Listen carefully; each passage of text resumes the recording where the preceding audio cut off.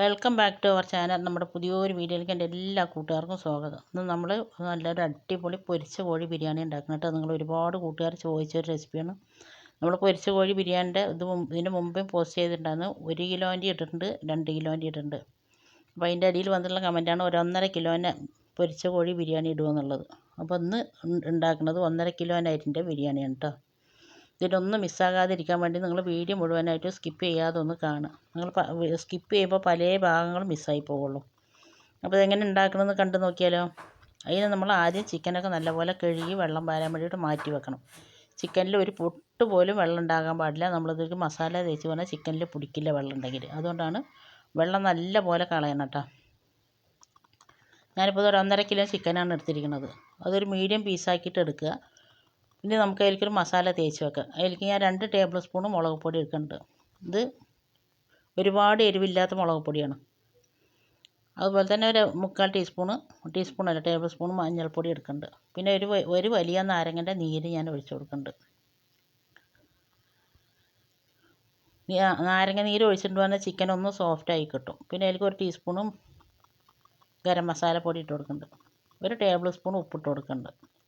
നിങ്ങൾ എടുക്കുന്ന ചിക്കൻ അനുസരിച്ചിട്ട് ഉപ്പിട്ട് കൊടുക്കുക. ഇത് ഞാൻ 1.5 കിലോ മുതൽ 2 കിലോ വരെ ഈ അളവ് മതി കേട്ടോ. പിന്നെ നമ്മളിതിലേക്ക് 1 ടേബിൾ സ്പൂൺ ഓയിൽ ഒഴിച്ച് കൊടുത്തിട്ടുണ്ടായിരുന്നു. അത് വീഡിയോയിൽ പെട്ടിട്ടില്ല. 1 ടേബിൾ സ്പൂൺ ഓയിലും കൂടി ഒഴിച്ച് കൊടുത്തതിന് ശേഷം കൈ വെച്ചിട്ട് തന്നെ നല്ല പോലെ മിക്സാക്കി എടുക്കുക. നമ്മൾ ചിക്കനിൽ ഉപ്പും മുളകും മഞ്ഞളും നാരങ്ങ നീരും എല്ലാ ഭാഗത്തും എത്തണം, എണ്ണയും. അപ്പോഴാണ് ഈ ചിക്കനിൽ നല്ലപോലെ പിടിച്ച് കിട്ടുള്ളൂ. എന്നിട്ട് നിങ്ങൾക്കിത് സമയം ഉണ്ടെങ്കിൽ 1 മണിക്കൂറോ 2 മണിക്കൂറോ എത്ര നേരം വെച്ചിട്ടുണ്ടെങ്കിലും ചിക്കനിലേക്ക് മസാല നല്ല വണ്ണം ഇറങ്ങി കിട്ടും കേട്ടോ. നല്ല സോഫ്റ്റും ഉണ്ടാവും, നല്ല ടേസ്റ്റും ഉണ്ടാവും. ഇപ്പം ഞാൻ 2 മണിക്കൂറൊന്നും വെക്കണില്ല. ഞാൻ ഇതിൻ്റെ സാധനങ്ങളൊക്കെ ഒരുക്കണ സമയം വരെ മാത്രമേ ഞാൻ ഇത് വെക്കണുള്ളൂ. അതവിടെ മൂടി വെച്ചിട്ടുണ്ട്. ഇനി നമുക്ക് ഇതിലേക്ക് വേണ്ട ബാക്കിയുള്ള സാധനങ്ങളൊക്കെ ഒന്ന് റെഡിയാക്കി എടുക്കുക.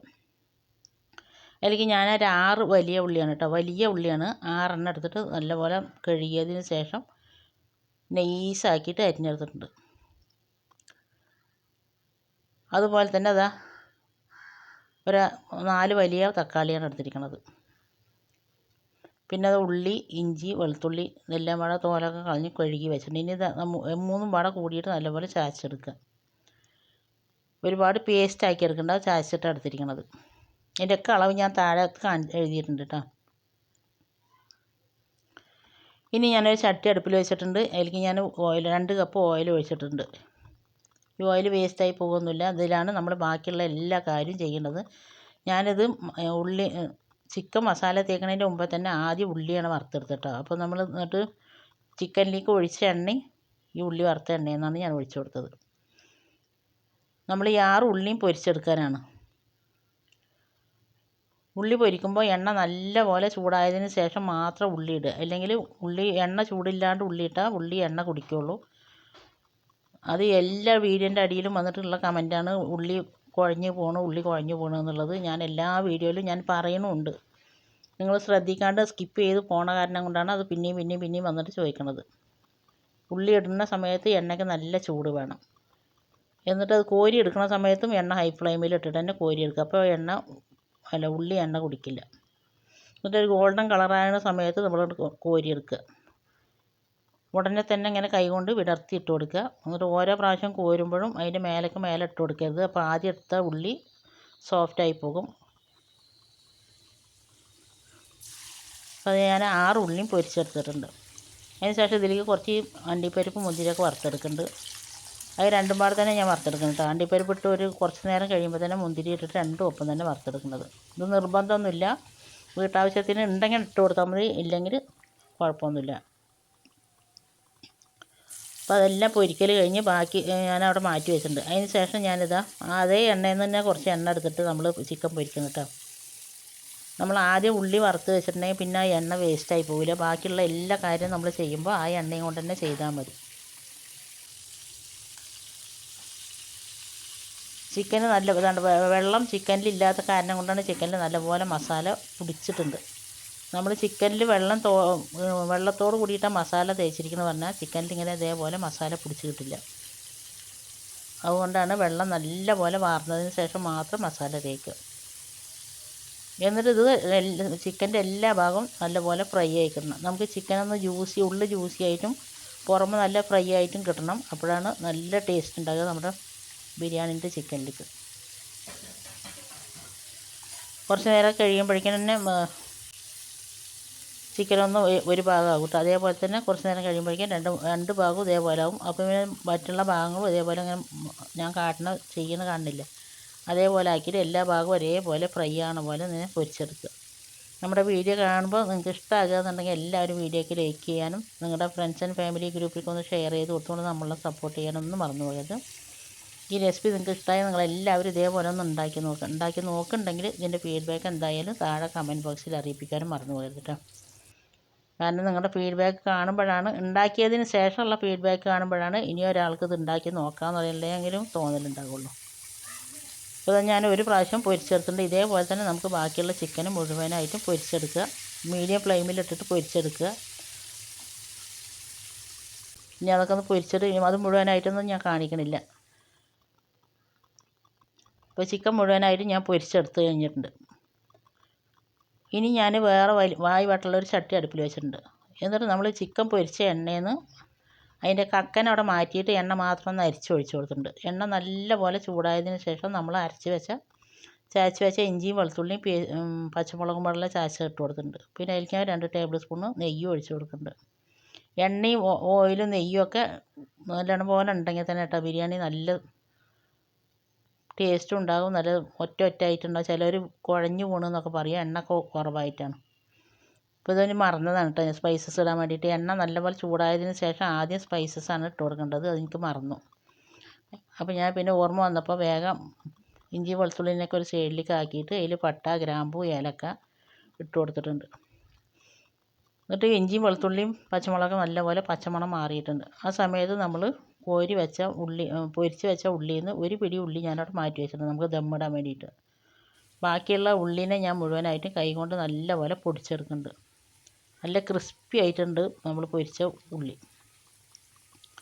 അതിന് ശേഷം അതിലേക്ക് ഒരു കൈപ്പിടി നിറയെ പുതിനയില ഇട്ട് കൊടുക്കുന്നുണ്ട്. അതുപോലെ തന്നെ ഒരു കൈപ്പിടി നിറയെ മല്ലിയില ഇട്ട് കൊടുക്കുന്നുണ്ട്. മല്ലിയിലയും പുതിനയിലയും ഇഷ്ടമില്ലാത്തവർ കുറേശ്ശെയെങ്കിലും ഇട്ട് കൊടുക്കണം കേട്ടോ. അപ്പോഴാണ് നമ്മുടെ ബിരിയാണിക്ക് നല്ലൊരു ഫ്ലേവർ ഉണ്ടാവുള്ളൂ. അപ്പോൾ അതൊക്കെ നല്ലപോലെ ഒന്ന് വഴറ്റിയതിന് ശേഷം 1 ടേബിൾ സ്പൂൺ ഗരം മസാല ഇട്ട് കൊടുക്കുന്നുണ്ട്. 1/2 ടീസ്പൂണ് മഞ്ഞൾപ്പൊടി ഇട്ട് കൊടുക്കുന്നുണ്ട്. നമ്മൾ ഇതിലേക്ക് മുളക് പൊടിയൊന്നും ചേർത്തണില്ല. അതിന് അനുസരിച്ചിട്ട് നിങ്ങൾ മുളക് എടുക്കുക. ഞാനെടുത്ത മുളക് നല്ല എരിവുള്ള മുളകായിരുന്നു കേട്ടോ. പിന്നെ നമ്മൾ ചിക്കനിൽ മുളക് കൂട്ടിയിട്ട് നല്ല പൊരിച്ചെടുത്തത്.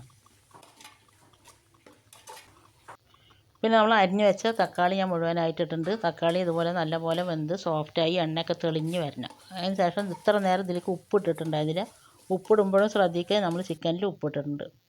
അപ്പോൾ ആ തക്കാളി നല്ലപോലെ വെന്ത് എണ്ണയൊക്കെ തെളിഞ്ഞ് സോഫ്റ്റായി വന്നിട്ടുണ്ട്. അപ്പോഴേക്കും പൊരിച്ച് വെച്ച മുഴുവനായിട്ട് ഞാൻ ഇട്ട് കൊടുത്തിട്ടുണ്ട്. ചിക്കൻ ഇട്ടതിന് ശേഷം നമ്മൾ ചിക്കൻ പൊരിച്ച അതിൻ്റെ കക്കനുണ്ടല്ലോ അത് കളയണ്ട കേട്ടോ. അത് നല്ല ടേസ്റ്റ് ആയിരിക്കും. ആ കക്കനും ഞാൻ ഒഴിച്ച് കൊടുത്തിട്ടുണ്ട്. ഇനി ഇത് നല്ലവണ്ണം ഇളക്കി കൊടുക്കുക. നമ്മളിതിന് മുമ്പിലിട്ട ചിക്കൻ പൊരിച്ച ബിരിയാണി അത് വേറൊരു ടൈപ്പിലാണ് ഞാൻ ഉണ്ടാക്കിയിട്ടുണ്ട് കേട്ടോ. അത് ഒരുപാട് കൂട്ടുകാരൊക്കെ ഉണ്ടാക്കിയിട്ട് നല്ല അഭിപ്രായം പറഞ്ഞിട്ടുള്ള റെസിപ്പി തന്നെയാണ്. അതിനെക്കാട്ടി ഈസി ആയിട്ടുള്ള മെത്തേഡിലാണ് ഇപ്പോൾ ഞാനിത് ഉണ്ടാക്കുന്നത്. എന്നിട്ട് ചിക്കനൊക്കെ ഇട്ട് അതിന് ശേഷം നല്ല ലോ ഫ്ലെയിമിലിട്ട് നമ്മളവിടെ അടച്ച് വെച്ചിട്ടുണ്ട്. ഇനി അതവിടെ കിടന്ന് ചെറിയ തീയിൽ കിടന്ന് വേകട്ടെ. ആ സമയം കൊണ്ട് നമുക്ക് ഇതിലേക്ക് വേണ്ട അരിയൊന്ന് കഴുകി വെള്ളത്തിലിട്ട് വെക്കാം. ഇതൊരു അരമണിക്കൂർ ഞാൻ കഴുകിയിട്ട് വെള്ളത്തിലിട്ട് വെക്കേണ്ടത്. 2-3-4 പ്രാവശ്യം നല്ലവണ്ണം കഴുകിയതിന് ശേഷം ഒരുപാട് തിരുമ്പി കഴുകരുത്. കഴുകിയതിന് ശേഷം നല്ല വെള്ളം ഒഴിച്ചിട്ട് ഒരു അരമണിക്കൂർ അവിടെ കുതിരാനാണ്ടി മാറ്റി വെക്കുക. ഇനി നമുക്ക് ചോറ് വെക്കാൻ തുടങ്ങാം. അതിന് ഞാനൊരു ചട്ടി വെച്ചിട്ടുണ്ട്. അതിലേക്ക് ഞാൻ 2 ടേബിൾ സ്പൂൺ ഓയിൽ ഒഴിച്ച് കൊടുക്കുന്നുണ്ട്. 2 ടേബിൾ സ്പൂൺ നെയ്യ് ഒഴിച്ച് കൊടുക്കുന്നുണ്ട്. നിങ്ങൾക്ക് എണ്ണ കഴിച്ചാൽ കുഴപ്പമില്ല എന്നുള്ളവർക്കാണെങ്കിൽ എണ്ണ ഒഴിച്ച് കൊടുക്കുക കേട്ടോ. 1/4 കപ്പ് വരെ ഒഴിച്ച് കൊടുക്കുക. ഇപ്പം ഞാൻ ഒരുപാടൊന്നും എണ്ണയെ ചോറിൽ ഒഴിച്ച് കൊടുക്കില്ല, നമ്മൾ ദമ്മിടുമ്പോഴൊക്കെ ഒഴിക്കുന്നുണ്ട്. പിന്നെ അതിലേക്ക് എണ്ണയൊക്കെ നല്ലപോലെ ചൂടായതിന് ശേഷം ബേ ലീഫും സ്പൈസസും ഒക്കെ ഇട്ട് കൊടുക്കും. പട്ട, ഗ്രാമ്പു, ഏലക്ക ഇട്ട് കൊടുക്കുന്നുണ്ട്. പിന്നെ അതിലേക്ക് കുറച്ച് മല്ലിയില ഇട്ട് കൊടുക്കുന്നുണ്ട്. മല്ലിയില ഇട്ട് കൊടുക്കുമ്പോൾ നമ്മുടെ ചോറിന് നല്ലൊരു ടേസ്റ്റ് ഉണ്ടാവും. അതിന് വേണ്ടിയിട്ടാണ് മല്ലിയില ഇട്ട് കൊടുക്കുന്നത്. ആവശ്യമില്ലെങ്കിൽ ഒഴിവാക്കട്ടെ. പിന്നെ അതിലേക്ക് നമ്മൾ 1.5 കിലോ 6 കപ്പ് അരിയാണ് ഞാൻ എടുത്ത് വെച്ചിരിക്കുന്നത്. അതിലേക്ക് ഞാൻ 9 കപ്പ് വെള്ളം ഒഴിച്ച് കൊടുക്കേണ്ടത്. 1 കപ്പ് അരിക്ക് 1.5 കപ്പ് വെള്ളം എന്നുള്ള കണക്കിനാണ് ഒഴിച്ച് കൊടുക്കുന്നത്. സാധാ വെള്ളം തന്നെയാണ് ഒഴിച്ച് കൊടുക്കുന്നത്. പിന്നെ നമുക്ക് ചോറിന് ആവശ്യമായിട്ടുള്ള ഉപ്പ് ഇട്ട് കൊടുക്കുക. ഉപ്പ് ഇട്ട് കൊടുക്കുമ്പോൾ കുറച്ച് വെള്ളത്തിൽ മുന്നിട്ട് നിൽക്കണം കേട്ടോ, അപ്പോഴാണ് ചോറിൽ കറക്റ്റായിട്ടുണ്ടാവുള്ളൂ. പിന്നെ കുറച്ച് നാരങ്ങ നീര് ഒഴിച്ച് കൊടുക്കുന്നുണ്ട്. അത് വലിയ നാരങ്ങ ആയതുകൊണ്ട് 1 മുറി നാരങ്ങൻ്റെ നീര് ഒഴിച്ച് കൊടുക്കുന്നുണ്ട്. മീഡിയം സൈസ് നാരങ്ങയാണെങ്കിൽ നിങ്ങൾക്ക് 1 നാരങ്ങൻ്റെ നീര് ഒഴിച്ച് കൊടുക്കുക. അത് ഒഴിച്ച് കൊടുത്തതിന് ശേഷം അടച്ച് വെച്ച് നല്ലപോലെ വെള്ളം തിളച്ചിട്ടുണ്ട്. നമ്മൾ നാരങ്ങ നീര് ഒഴിക്കുന്നത് ചോറ് തമ്മിൽ ഒട്ടിപ്പിടിക്കാതിരിക്കാൻ വേണ്ടിയിട്ടാണ്.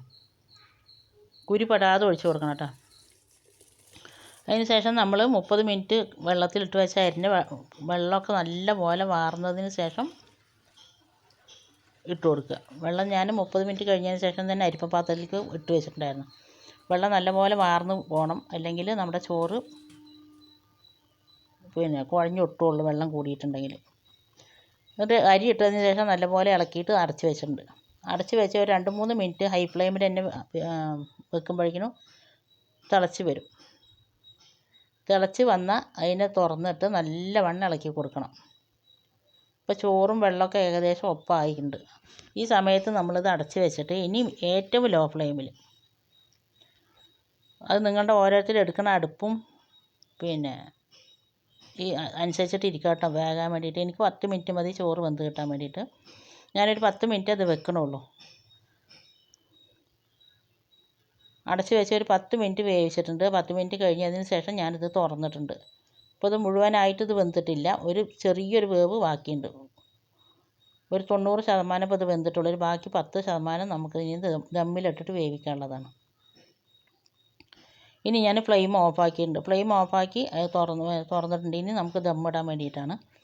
അപ്പോൾ അതാ നമ്മൾ ചിക്കൻ അപ്പോൾ ഏറ്റവും ലോ ഫ്ലെയിമിലിട്ട് വെച്ചതാണ്, തിളച്ചും കൊണ്ടേ കിടക്കുന്നുണ്ട് കേട്ടോ. പിന്നെ അതിലേക്ക് ഞാൻ തുറന്നിട്ട് 1 നാരങ്ങൻ്റെ നീര് ഒഴിച്ച് കൊടുക്കുന്നുണ്ട്. മസാലയ്ക്ക് വേണ്ടിയിട്ടാണ് ഈ സമയത്ത് ഒഴിച്ച് കൊടുക്കുന്നത്. ഞാനിതിലേക്ക് തൈരൊന്നും ഒഴിച്ച് കൊടുത്തിട്ടില്ല. നിങ്ങൾക്ക് വേണമെങ്കിൽ തൈര് ഒഴിച്ച് കൊടുക്കാം. നമുക്ക് ഈ മസാലയിലേക്ക് വേണ്ടിയിട്ടുള്ള നാരങ്ങൻ്റെ നീരാണ് ഞാൻ ഈ ഒഴിച്ച് കൊടുത്തത്. നേരത്തെ നമ്മൾ ഒഴിച്ച് കൊടുത്തുകൊണ്ട് പറഞ്ഞാൽ ചിക്കനിലേക്ക് അങ്ങനെ പിടിക്കുകയുള്ളൂ. അപ്പോൾ അതുകൊണ്ട് മസാലയ്ക്ക് കിട്ടാൻ വേണ്ടിയിട്ടാണ് ഈ സമയത്ത് ഞാൻ ഒഴിച്ച് കൊടുക്കുന്നത്. നാരങ്ങ നീര് ഒഴിച്ച് കൊടുത്തതിന് ശേഷം നല്ലവണ്ണം ഇളക്കി കൊടുക്കണം. ഇപ്പോൾ നമ്മുടെ ചോറും ആയിട്ടുണ്ട്, ചിക്കനും ആയിട്ടുണ്ട്, രണ്ടും റെഡി ആയിട്ടുണ്ട്. അതുപോലെ തന്നെ ദമ്മ് ഇടുന്ന സമയത്ത് നമ്മുടെ ചോറും ചിക്കനും ഒരേപോലത്തെ ചൂട് വേണം, അപ്പോഴാണ് പെട്ടെന്ന് ദമ്മായി കിട്ടുള്ളൂ. ഇനി ഞാനതൊരു വേറെ പാത്രം വെച്ചിട്ടുണ്ട്. അതിൻ്റെ അടിയിലേക്ക് നമ്മൾ ചോറ് പകുതി വരെ ഇട്ട് കൊടുക്കുന്നുണ്ട് കേട്ടോ. മേൽഭാഗത്തെ ചോറ് മുഴുവനായിട്ട് ഞാൻ ഇട്ട് കൊടുക്കുന്നുണ്ട്.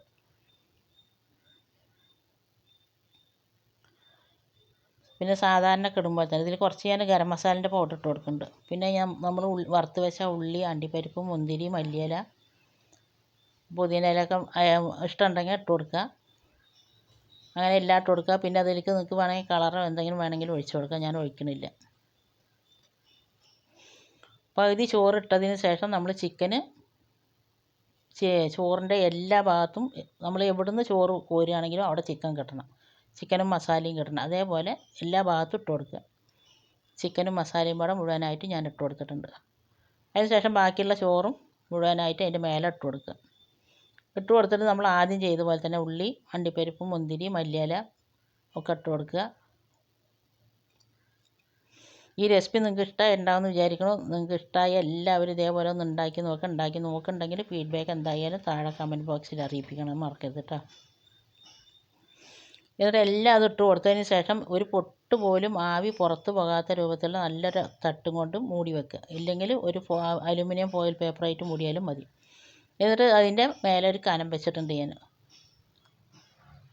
അതിന് ശേഷം ഒരു 15 മിനിറ്റ് ഞാൻ ദം ചെയ്തിട്ടുണ്ടായിരുന്നു ലോ ഫ്ലെയിമിൽ. 15 മിനിറ്റ് കഴിഞ്ഞതിന് ശേഷം ഞാൻ ഫ്ലെയിം ഓഫാക്കിയിട്ടുണ്ട്.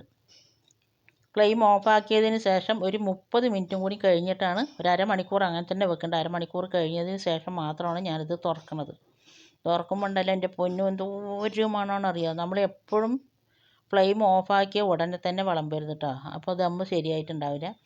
ഇരിക്കും തോറും നല്ല ടേസ്റ്റ് ആയിരിക്കും ബിരിയാണി. ഇപ്പോൾ ഇതൊരു ഉച്ചയ്ക്ക് കഴിക്കണേക്കാട്ടിയും ടേസ്റ്റ് ഉണ്ടാവും വൈകുന്നേരത്ത് കഴിക്കുമ്പോൾ.